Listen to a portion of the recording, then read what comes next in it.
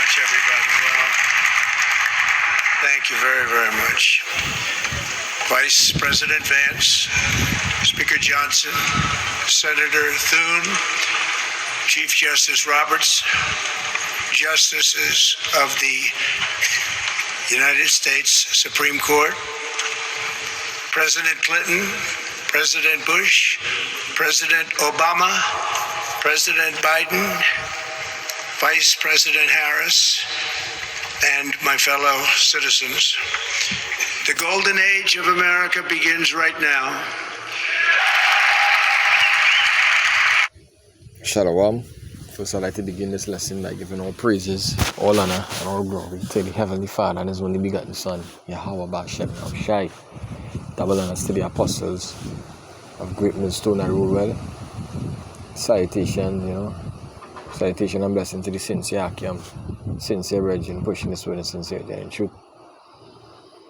Here, Brother Howard, here in Trinidad, here to do a video to the Lord's hopefully will be edifying to the flock. Because how shall I say, feed my sheep, feed my flock. And this is one of our duties, on the highways and the byways is one of our main duty, and through the Spirit of the Lord, He ordained through the apostles to, do videos, and the videos, reach out to the ones who need to be edified, because not everybody have access to certain things, probably might be crippled, whatever the case might be, I don't know thing, but shalom to the Lord, hopefully, so I want to do a video based off of this. Donald Trump say the year of America's golden age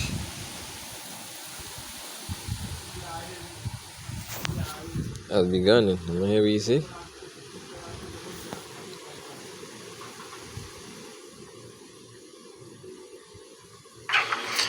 The golden age of America begins right now. Golden age. So let me look up that. Golden age.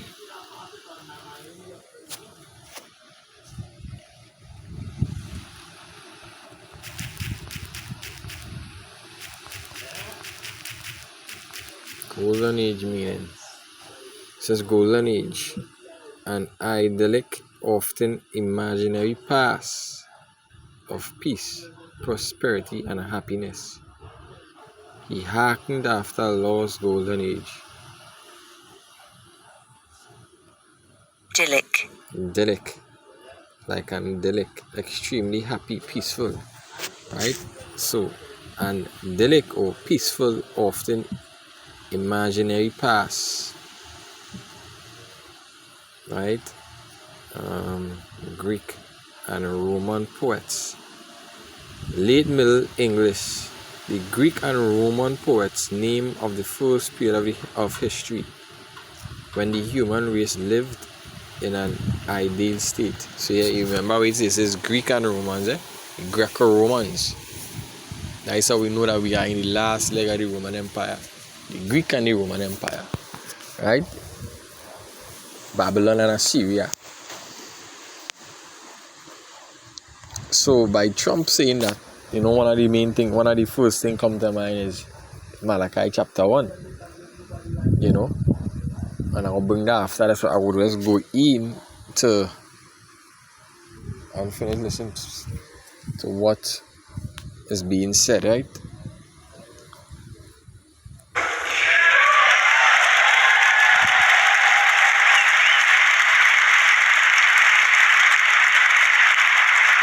From this day forward, our country will flourish and be respected again all over the world. We will be the envy of every nation, and we will not allow ourselves to be taken advantage of any longer. During every single day of the Trump administration, I will very simply put America first.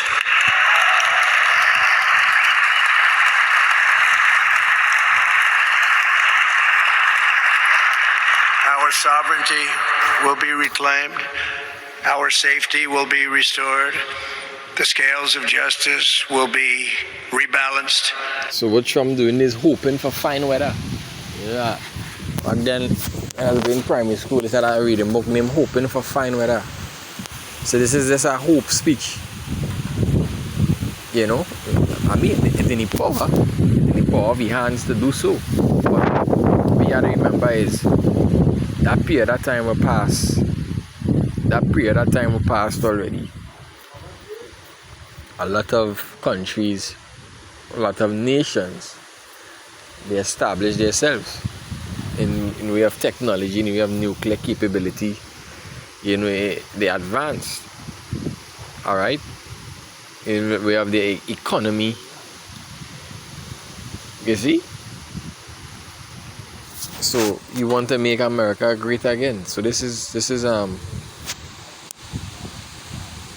the book of Joel chapter 3 and verse 2 and verse 10. It says, beat your pruning swords, beat your plowshares into swords and your pruning hooks into spears. Let the weak say I am strong. Let the weak say I am strong refers to these weak nations. They're no longer dependent on America. Like you say China, for instance. China, they establish themselves in a mighty way. The economy boosting. Alright, they bounce up on uranium the other day. Right? Well, everything that being made is in China. The technology, you know. So the weak are strong again. The weak, they are strong. They no longer have to depend on America to do or to wait on anything. Alright, yeah, America still has their power. They still have that power in their hands. But they're going to be overthrown by Abashim Yashai through these nations. Anyway. The vicious, violent, and unfair weaponization of the Justice Department and our government will end.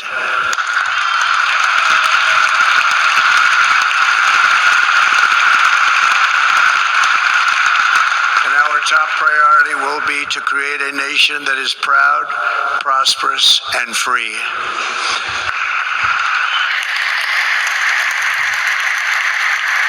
America will soon be greater, stronger, and far more exceptional than ever before.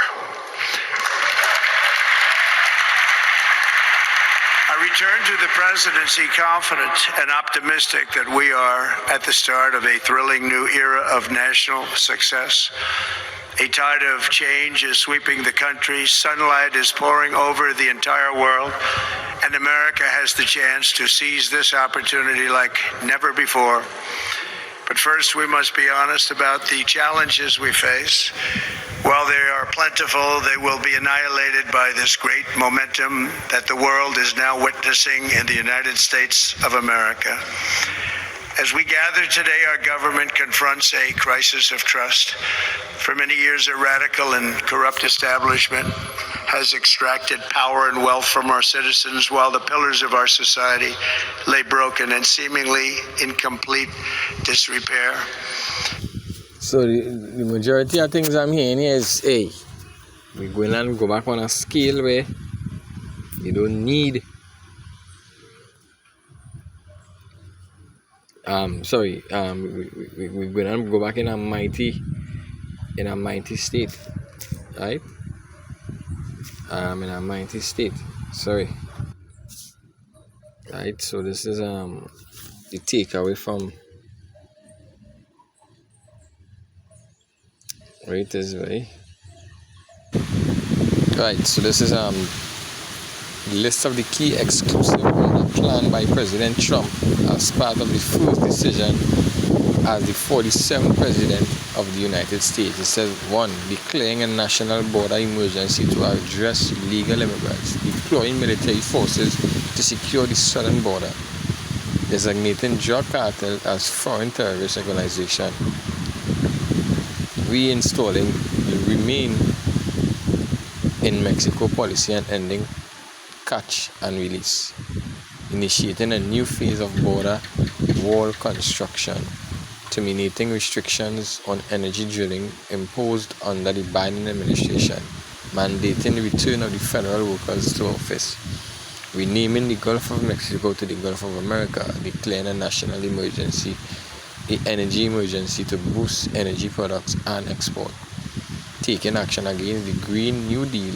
and Biden electricity vehicles mandate, establishing the External Revenue Service to the tax foreign countries, reclaiming control of the Panama Canal from China, planning a mission to send astronauts, blah blah blah, restoring freedom of speech by ending state censorship.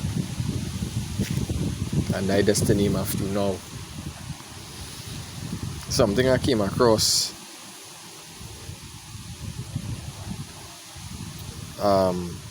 right, this is it here. President Trump officially declares the United States government organize only two genders, male and female, right? Which is a beautiful thing, right? So, in the sense, you could look at it as they're trying to offset prophecy, right? But the Lord word already went out here. So this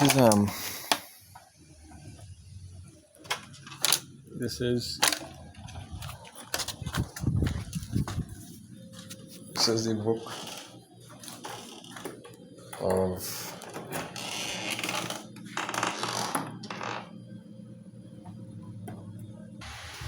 the book of Isaiah. I believe it's Isaiah 50.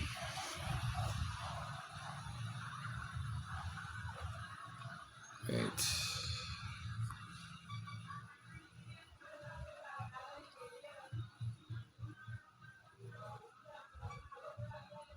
I can't remember. So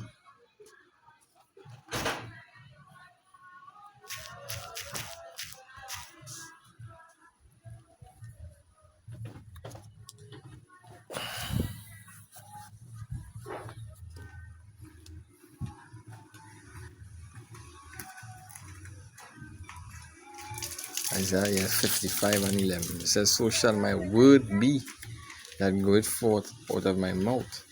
It shall not return unto me void, but it shall accomplish that which I please, and it shall prosper in the thing whereto I send it." And where's the word the Lord sent?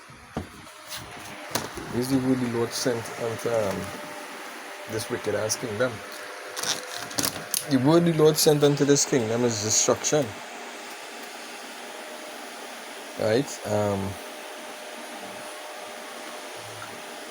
Jeremiah.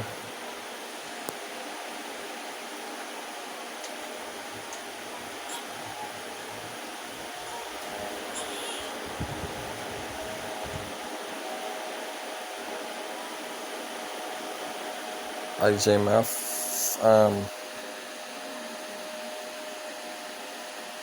50 and verse 9, it says, "For lo, I will rise and cause to come up against Babylon an assembly of great nation from the north country, and they shall set themselves in array against her, and from thence she shall be taken. The arrow shall be as of a mighty expert man, none shall return in vain." Yeah, so this is the words that Yahweh Shai spoke. And these words that he speak, it's not going to come unto him void. So they could try the best to make it great again. You know? That is an impossible task. You see, that is an impossible task. You know? I'm going to hear reality here again now.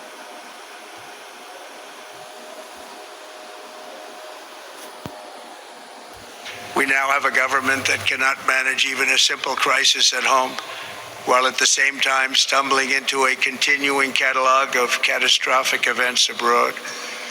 It fails to protect our magnificent, law-abiding American citizens, but provides sanctuary and protection for dangerous criminals, many from prisons and mental institutions that have illegally entered our country from all over the world.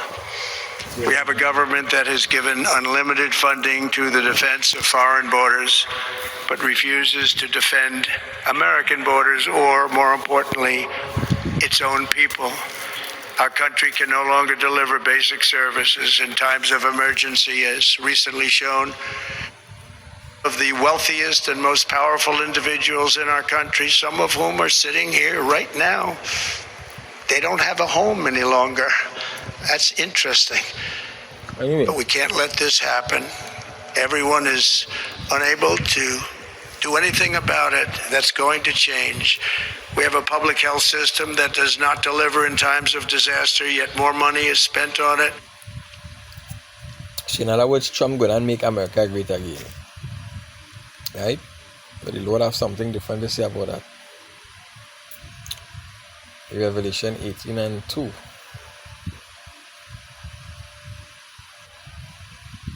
Revelation 18 and 2. I read from 1, it says, "And after these things I saw another angel come down from heaven, having great power, and the earth was lighted with his glory. And he cried mightily with a strong voice, saying, Babylon the great is fallen, and has become the inhabitation of devils, and the whole of every foul spirit, and a cage of every unclean and hateful bird, for all nations have drunk of the wine of the wrath of her fornication, and the kings of the earth have committed fornication with her, and the merchants of the earth are waxed rich through the abundance of her delicacies." And look up that word delicacies in verse 3. It says strenuous. It says a strenuousness of strength, that is luxury. Right? And the nation became luxurious because these other nations are confederate with America.